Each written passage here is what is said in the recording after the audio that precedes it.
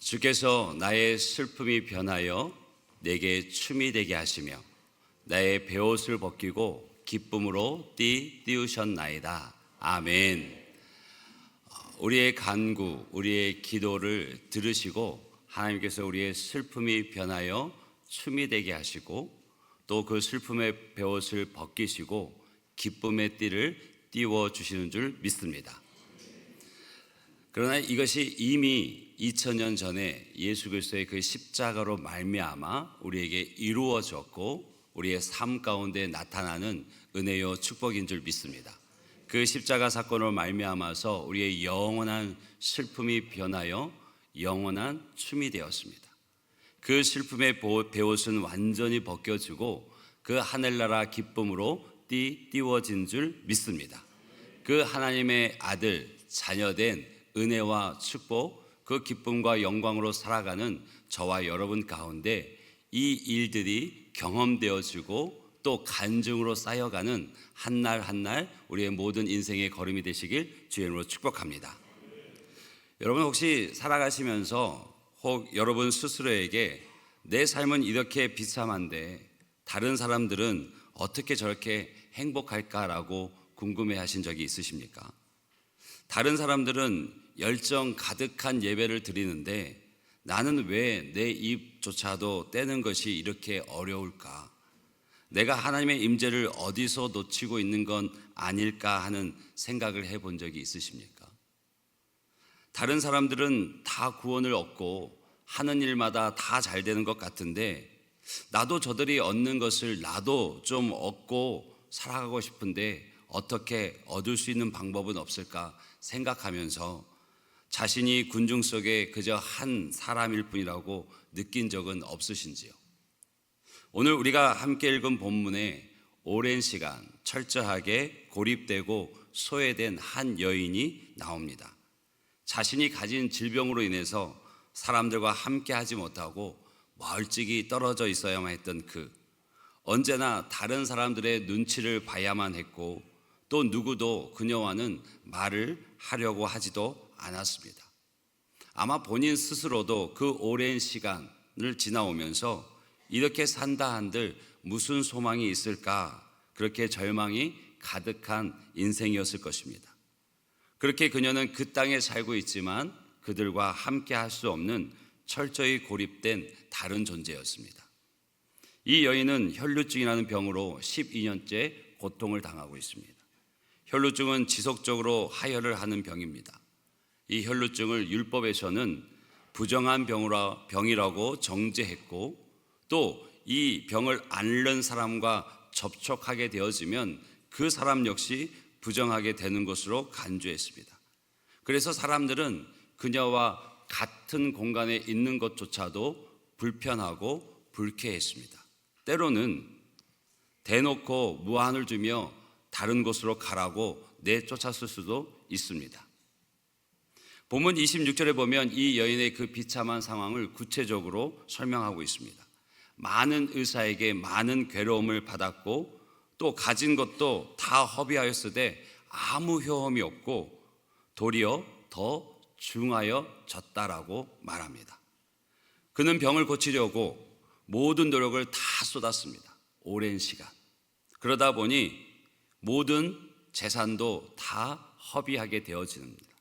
그러면 조금 뭔가 나아짐이 있어야 되는데 아무 효험도 얻지 못하고 도리어 더 중하게 되어졌습니다. 그렇게 그녀는 건강도 잃어버리고 재산도 잃어버리고 희망도 다 잃어버린 채 탄식하고 있습니다. 의학적으로 치료가 불가능한 육체적인 고통, 사람들로부터 외면당하는 사회적인 고통, 종교적으로도 부정한 사람으로 간주되어져서 겪는 종교적인 고통, 그렇게 그녀는 그 스스로 감당할 수 없는 많은 고통들 가운데 신음하고 있습니다. 그렇게 절망 가운데 있는 그녀에게 놀라운 소식이 들려집니다. 그것은 다름 아닌 예수 그리스도의 복된 소식이었습니다. 모든 병을 고치시며 악귀들을 내어 쫓으시고 하나님 나라 그 복음을 가르치시고 바람과 물결조차도 당신의 말씀으로 잔잔케 하시는 예수님에 대한 소식이 들려옵니다. 그래서 그녀는 예수님에 대한 이야기를 듣는 순간 마지막 희망을 붙들게 됩니다. 내가 만일 그분의 옷자락이라도 만질 수만 있다면 내 병이 나을 텐데. 그래서 그녀는 수많은 군중 속에서 예수님을 만지기 위하여 손을 내밉니다. 필사적으로 손을 내뻗습니다. 쇠약해질 대로 쇠약해진 그녀는 이제 마지막 소원인 예수님을 향해서 온 힘을 다하여 손을 내뻗습니다. 필사적으로 내뻗은 그 손이 예수님의 옷자락에 닿았을 때 그에게는 엄청난 일이 일어납니다. 그녀가 그토록 소망하고 그토록 이루어지기를 바라던 그 육체의 질병으로부터 치유함을 입습니다. 즉시로 그 피가 멈추고 고침을 받습니다. 믿겨지지 않을 일이, 기적이 일어났습니다. 할렐루야. 이에 예수님께서는 자신에게 권능이 빠져나감을 아셨습니다. 그래서 예수님이 가시던 그 길을 멈추시고는 묻습니다. 누가 나를 만졌느냐? 누가 나의 옷에 손을 대었느냐라고 묻습니다. 그러자 지금 예수님께서 가시는 그 길에는 참 많은 사람들이 동행하고 있었습니다. 24절에 보면 큰 무리가 따라가며 애워싸 있더라라고 당시의 모습을 묘사해 줍니다. 지금 많은 사람들이 예수님과 함께 걸어가며 서로 밀리기도 하고 밀치기도 하면서 부딪혀가는 그런 상황, 인파가 많은 상황을 우리는 상상해 볼 수 있습니다. 그러던 중에 예수님께서 갑자기 멈추어 서셔서 누가 나를 만졌냐고 물었을 때 우리는 그 질문이 이상하게 느껴집니다. 현장에 있던 제자들도 같은 마음, 같은 생각이었던 것 같습니다. 그래서 제자들이 예수님께 이렇게 얘기합니다. 우리가 이렇게 애워싸서 함께 가고 있는데 누가 나를 만졌냐고 물으시는 겁니까? 이상합니다. 그렇게 그들은 대답합니다. 그러나 예수님은 그렇지 않으셨습니다. 예수님은 그 일에 온통 관심을 쏟고 계셨습니다. 예수님께서 누가 나를 만졌느냐라고 물으시는 것은 예수님이 몰라서도 아니고요, 지식이 부족해서도 아닙니다. 더 깊은 무언가에 대한 질문이 예수님의 질문이었습니다. 예수님께서 종종 정보가 필요해서가 아니라 무언가를 밝히고 싶어서 질문을 하시는 경우가 있었습니다. 그런데 하나님께서도 그렇게 하셨던 적이 있습니다. 창세기 3장 9절 보면 하나님께서 아담과 하와에게 내가 어디 있느냐라고 물으셨습니다. 하나님께서 지금 아담과 하와가 어디에 있는지 몰라서 물으셨겠습니까? 아닙니다. 하나님께서는 그들이 어디에 있는지 정확하게 알고 계셨지만 아담과 하와가 그들의 행한 일, 그들의 상황을 인정하고 주님 앞에 나오기를 바라시면서 어디에 있느냐라고 물으신 것입니다. 마찬가지로 이 순간에 예수님께서도 누가 자신을 만졌는지 몰라서가 아니라 자신의 능력이 자신에게서 빠져나간 것에 대해서 혼란스러워서 질문하신 것이 아니라 예수님은 이 질문을 통해서 그 여인을 군중 속에서 앞으로 이끌어내셨습니다. 그녀는 10년이 넘는 시간 감내하기 힘든 고통을 겪어왔고 그녀의 육체의 그 상태 때문에 고립되어졌습니다. 소외되었습니다. 사회에서 부정하다고 정죄를 받았습니다. 철저하게 외면당하고 철저하게 소외당하고 그래서 그 존재 자체도 잊혀져 가는 그 가녀린 여인을 주님께서는 군중 앞으로 끌어내어서 중심에 세우십니다. 이제 그녀는 두렵고 떨린 마음으로 예수님 앞에 나와 엎드려서 자신이 행한 일을 다 고백합니다. 자신이 왜 주님의 손에 손을 대었는지 그리고 그 일의 결과가 무엇인지를 두렵고 떨리는 마음을 가지고 다 털어놓습니다. 예수님께서 그런 그녀를 어떻게 대하셨습니까? 사랑으로 받아주셨습니다. 딸아, 내 믿음이 너를 고쳤다고 확언해 주셨습니다. 예수님은 그녀의 믿음의 행동을 지지해 주셨습니다. 예수님께서 딸이라고 부르신 것은 그저 애정어린 표현 그 이상의 것입니다.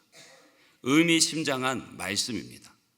복음서에서 예수님이 누군가를 딸아라고 부르신 것은 이때뿐입니다. 딸아, 내 딸이라고 말하신 것은 예수님이 지금 그녀를 자신의 가족으로 받아들이고 계신 것입니다. 이 여인의 행동은요, 엄청난 책망을 받아야 될 일이었습니다. 그는 부정한 몸이었기에 누구든지 그 여인과 접촉을 하면 그 역시도 부정하게 되었습니다.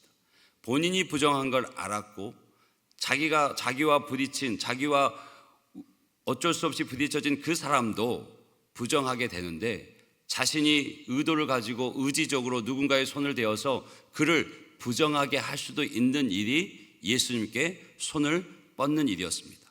그래서 그녀는 자신의 행동이 부적절하다는 것을 알고 있었습니다. 해서는 안 될 일을 했다는 것을 알고 있었기 때문에 주님 앞에 나오는 것이 두려웠고, 또 나아가서 무한을 당하고 심한 꾸중을 듣게 될 것이라고 생각했을지 모릅니다. 왜냐하면 그가 10여 년이 넘는 시간 동안 그 병 때문에도 마음이 무너지고 고통을 받았지만, 사람들의 그 눈초리, 사람들의 그 눈에 의해서 사람들에게 학대받고 또 의사들에게 괴롭힘을 당하면서 종교 지도자에게는 언제나 멸시 대상이 되었던 자신을 볼 때 너무나 두려웠습니다. 그래서 두렵고 떨린 마음으로 주님 앞에 엎드렸습니다. 그런데 이게 웬일입니까? 주님께서 당장의 불효령이라도 내리실 것 같았는데 전혀 그렇지 않고 오히려 두려워 떨고 있는 그녀에게 예수님은 딸아라고 부르신 것입니다. 회당장 야이로가 죽어가는 외동딸을 향해서 불렀던 딸도 같은 단어입니다. 지금 예수님이 걸어가시는 길은 어떤 길이었냐면, 회당장 야이로가 자신의 외동딸이 지금 죽을 병에 걸려서 죽어가고 있으니 당신이 정말 메시아고 병 고칠 능력이 당신께 있다면 와서 내 딸을 고쳐주십시오라고 애원했고, 그래서 예수님이 그와 함께 그래 내가 너의 딸을 고쳐주겠다라고 가는 길에 있었습니다. 그 길 가운데 이 혈루증 여인이 그 때를 놓칠 수 없어서 군중들 사이에 틈타 들어가 손을 내밀어 그 역사가 일어나게 된 것입니다. 회당장 야이로가 자신의 외동딸이 지금 죽어가는 중병에 걸려 있습니다. 얼마나 간절하고 애틋한 마음으로 예수님 앞에 말했겠습니까? 그 아버지의 심정으로, 그 안타까움으로 딸, 네가 테르라고 장신의 딸을 불렀습니다.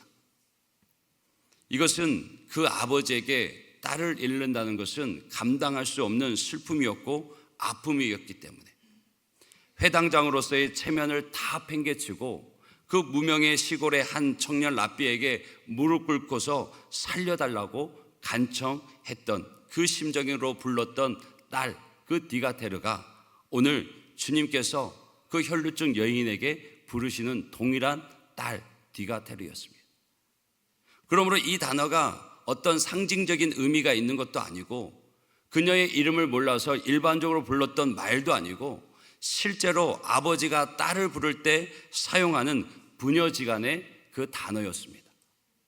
그러니까 예수님께서 두려워 떨고 있는 이 여인에게 그 첫 마디가 딸아라고 얘기하는 것은 이미 그녀의 그런 해서는 안 될 불손한 행동을 다 용서하시고 네가 나를 만질 자격이 있다라고 인정해 주신 것입니다.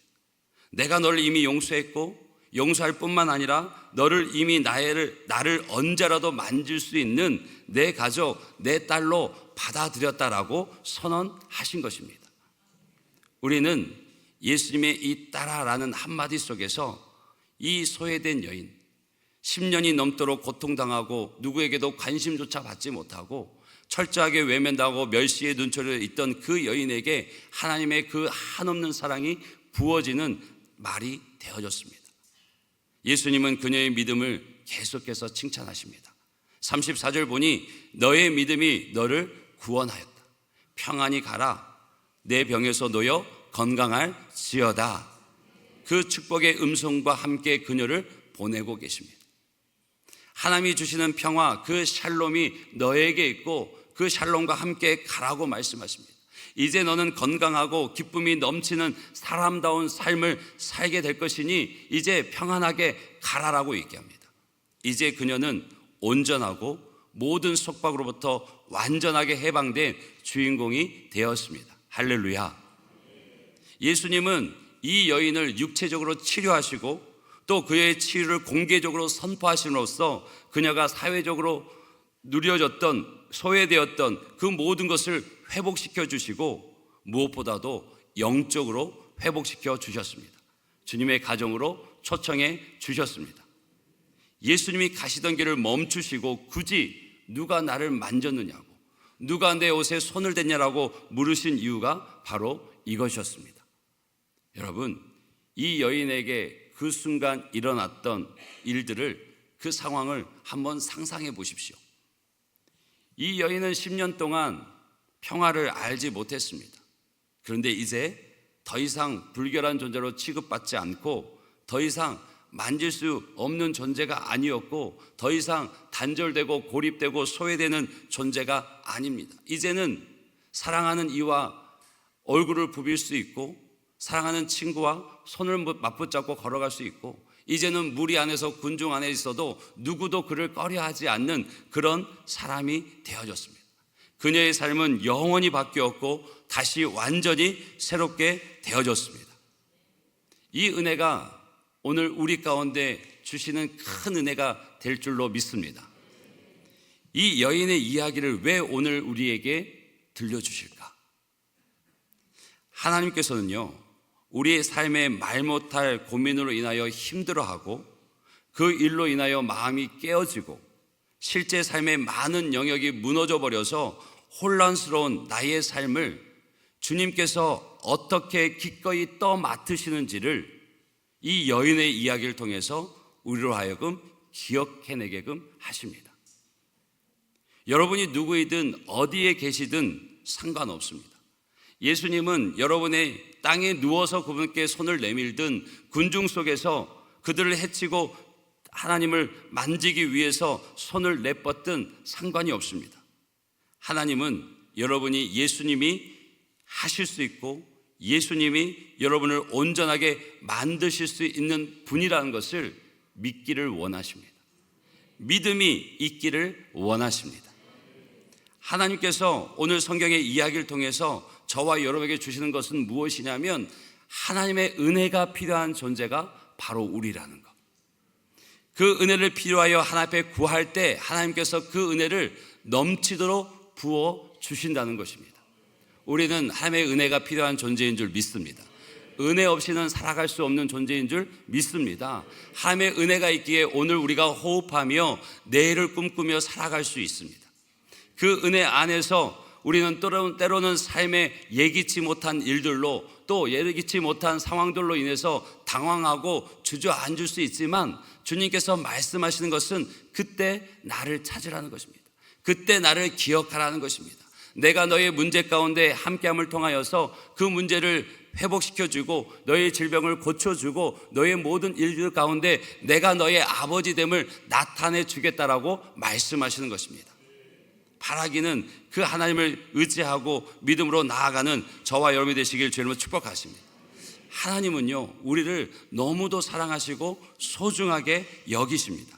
마치 온 세상에서 나 하나뿐인 것처럼 우리 한 사람 한 사람을 그렇게 사랑하고 그렇게 소중히 여기시고 그렇게 내 모든 일에 관심을 갖고 계신 분이 우리 하늘 아버지신 줄 믿습니다.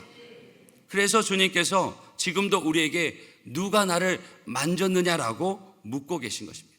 즉 주님께서는 우리 가운데서 진정 믿음으로 주님을 만지는 사람들을 찾고 계십니다. 역대하 16장 9절 상반절 보면 여호와의 눈은 온 땅을 두루 감찰하사 전심으로 자기에게 향하는 자들을 위하여 능력을 베푸시나니. 아멘. 지금 하나님의 눈이 두루 감찰하셔서 전심으로 마음을 다해 하나님을 향하는 자, 하나님을 찾는 자를 찾고 계신다고 얘기하죠. 그 마음으로 오늘 우리 예배 가운데 함께 예배하시는 줄 믿습니다. 온 마음을 다해서 전심으로 하나님을 찾는 자에게 하나님께서 약속하신 것이 무엇이냐면 능력을 베푸신다는 거예요. 그 능력은 끝을 알 수 없는 능력입니다. 모든 것이 안 된다 얘기하고 모든 것이 끝이라 얘기할 때 새로운 길을 여시고 안 되는 것을 되게 하시는 이가 하나님이신 줄 믿습니다. 하나님을 찾는 자에게 이 같은 능력이 있음을 믿습니다. 오늘 이야기 보면 수많은 군중들이 예수님 곁에 있습니다. 많은 이들이 함께 몰려들어서 애워쌌기 때문에 그 길을 걸어가면서 때로는 옷자락이 부딪히기도 하고 예수님과도 부딪히기도 했을 것입니다. 그들 가운데는 혈루증 여인처럼 육체의 질병 때문에 삶의 문제 때문에 여러 가지 어려움 때문에 고통당하는 이들이 있지 않았겠습니까? 어찌 그 수많은 무리 가운데 이 혈루증 여인만 있었겠습니까? 그런데 그들도 주님을 따라갔습니다. 그 능력을 그리고 그 신비한 일들을 보기 위해서 지금 야이로 회당장 야이로의 집에 죽어가는 이를 고치러 가시는 그 길에 그 신비한 능력을, 그 신비한 일들을 호기심 많이든 믿음이든 그를 통해 보고자 따라가고 있었습니다. 그런데 오직 이 여인만이 고침을 받았습니다. 이 여인만이 믿음으로 주님의 옷깃을 만졌기 때문입니다. 군중들은 예수님을 단지 또 다른 선택지로 여겼습니다. 그러나 이 여인은 예수님을 자신의 유일한 선택지로 여겼습니다. 사랑하는 성도 여러분, 오늘도 수많은 사람들이 예수님을 만나려고 예수님 주변에 몰려들고 있습니다. 그리고 예수님을 애워싸 밀고 밀리며 걸어가고 있습니다. 주일이면 수많은 사람들이 예수님을 만나려고 교회에 밀려옵니다. 함께 찬송 부르고 함께 기도하고 함께 주님의 말씀을 듣습니다. 이런 모습들은요, 오늘날 우리가 주님께 손을 대는 것과 같은 것입니다. 오늘 우리가 매주일 예배라는 형식을 통해서 주님께 손을 내밀고 있는 것입니다. 그러나 누구나 다 믿음으로 손을 내미는 것 같지는 않습니다. 과연 우리가 예배 현장에서 믿음으로 예수님의 옷자락을 만지며 주께서 주시는 구원의 기쁨과 치유의 기쁨을 누리고 계신지 묻고 싶습니다. 분명 우리 가운데도 이 시간 말 못할 고민으로 인하여 힘들어하는 분이 있습니다. 내 힘과 능력, 지식과 경험으로는 아무리 해도 되어지지 않고 다 동원한다 한들 결과는 늘 참담한 실패뿐이어서 한숨 짓고 계신 분이 우리 가운데 계십니다. 일터에서 사람들과의 관계 속에서 오는 스트레스로 말미암아 고통스러워하는 분이 계시고, 가정의 문제와 사랑하는 이의 질고 때문에 또 경제적인 문제 때문에 고통스러워하는 분이 우리 중에 있습니다. 혹은 우리 가운데 해서는 안 될 일을 해서 두렵고 떨림 가운데 있는 분도 있을 수 있습니다. 그렇다면 이 시간 우리도 믿음으로 손을 내밀어 주님의 옷을 만지십시오. 혈루증으로 고통받는 그 여인이 필사적으로 손을 내밀지 않았다면 아무 일도 일어나지 않았을 것입니다. 예수님은 그 여인의 손이 당신 옷자락에 스치는 것을 느끼실 만큼 민감하신 분입니다. 우리가 예수님을 부를 때 우리의 기도를 들으시는 분입니다. 우리는 약하지만 예수님은 우리를 구원하시고 평안을 주시고 건강을 회복시킬 수 있는 강하고 위대하신 분입니다. 우리의 연약한 믿음의 만짐을 기뻐하시고 응답해 주시는, 기적을 베푸시는 예수님이신 줄 우리는 믿습니다. 아멘이시죠? 이 시간 우리도 그 믿음의 손을 내밀어 주님의 옷을 잡고 옷을 만지고 그 기쁨을, 그 능력을 경험하는 모든 분들이 되시길 주님으로 축복합니다. 여러분 생각해 보십시오. 오늘 혈루증을 12년 동안 앓던 그 여인, 난치병으로 누구도 쳐다보지 않고 소망이 없다고 말한 그 여인, 근데 그 여인이 예수님의 옷자락을 만짐을 통해서 그 질병이 치유되어지고 모든 시선이 회복되어지고 그의 삶이 완전히 새로워졌습니다. 그가 옷자락을 만지는 것만으로도. 근데 저와 여러분은 어떻습니까? 저와 여러분은 믿음으로 주님의 몸과 피를 먹고 마신 하나님의 자녀, 하나님의 아들, 하나님의 딸이지 않습니까? 우리는 주님의 옷자락을 만지는 정도가 아니라 성령으로 예수 그리스도와 한 몸을 이룬 하나님의 사람들이지 않습니까? 그렇다면 우리가 주님 앞에 손을 내밀지 못할 이유가 무엇이 있으며, 또 주님의 옷자락이 아니라 주님의 손을 붙잡을 하나님의 자녀인 줄로 믿습니다. 그래서 정말 예배에, 그리고 하나님을 부르짖을 때에 그 믿음의 손을 내미는, 필사적으로 내미는 그런 믿음의 행동이, 믿음의 걸음이 우리 가운데 있기를 주님으로 축복합니다. 그리고 누가 내 옷에 손을 대었냐 물으시는 주님의 음성에 대답할 수 있는, 주님, 제가 만졌습니다. 제 병든 육체가 치유되길 원합니다. 제 마음의 상처가 고침받길 원합니다. 병들어 있는 제 영혼이 회복되길 원합니다. 제 마음의 죄악들이 씻음받길 원합니다. 나의 자녀들이 바른 길 가길 원합니다. 그래서 주님을 만졌습니다. 주님의 그 피 묻은 손을 잡기를 원합니다라고 말할 수 있는 저와 여러분이 되시길 주님을 축복합니다. 그러면 주님께서 그 사랑의 음성으로 우리에게 들려주실 것입니다. 따라, 내 믿음이 너를 구원하였으니 내 모든 병에서 놓여 건강하게 될지어다. 사랑하는 아들아, 내 믿음이 너를 구원하였으니 내 모든 문제에서 놓여 자유할지어다. 평안할지어다. 회복하게 될지어다. 아멘이시죠? 주님의 그 음성이 우리 가운데 들려지길 원합니다. 오직 믿음으로 그 손을 내뻗을 때, 믿음으로 그 손을 내뻗을 때 주님은 그 손을 느끼십니다. 그리고 그 손에 민감하게 반응하십니다. 여러분, 우리의 모든 육체의 질병, 삶의 문제, 관계의 그 어려움은요, 다 주님 안에서 해결될 수 있습니다. 주님 안에서 그 능력이 일어납니다. 여러분 보세요. 여인의 그 믿음을 칭찬하셨잖아요. 여인의 그 믿음에 내뻗은 손이 예수님이 가지고 있는, 소유하고 계신 그 능력이 그 손을 통해서 그 육체 가운데 흘러갔습니다. 예수님의 의지와는 다르게 그 여인이 손 뻗으니, 그래서 그 모든 능력의 근원 되신 주님과 손이 맞닿으니 하나님께서 그 예수님을 통한 그 능력이 그 여인에게 가서 치유되게 하신 거예요. 그래서 주님이 그러시잖아요. 내 몸에서 내 능력이 나간 것을 내가 느낀다. 그러면 우리의 믿음이 어떠해야 할지를 우리는 깨닫게 됩니다. 우리는 항상 기도합니다. 손바닥만한 구름을 먼저 보여달라고, 먼저 내 삶에 이것이 열려지는 것을 보여달라고. 그런데요, 주님은 아니에요. 네 믿음을 보여라 합니다. 요단강이 갈라질 때도요, 물은 가득 차서 사람이 건널 수 없는 길이었습니다. 그런데 주님의 말씀에 의지하여서 그 발을 내디드니 저 상류에서 물이 끊겨집니다.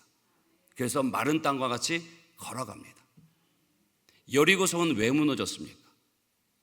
그 전쟁의 긴장감 속에서 내 머리 위에 적군들이 언제고 화살을 쏠 수 있고, 무거운 바위를 굴릴 수 있고, 불붙은 기름을 던질 수도 있는데 주님은 말씀하십니다. 아무 말 하지 말고 돌아라. 이스라엘 백성들이 순종했을 때 그 여리고성은 거짓말과 같이 무너져 내렸습니다. 주님께서 이 사순절 기간 우리에게 요구하시는 것은 믿음입니다. 믿음이 너에게 있는지를 시험하라고 말씀하셨습니다. 여러분, 우리 안에 예수의 생명이 있다면 그 믿음은 꽃을 피울 것이고, 그 믿음은 능력을 불러오는 하나님의 방법이 될 것입니다.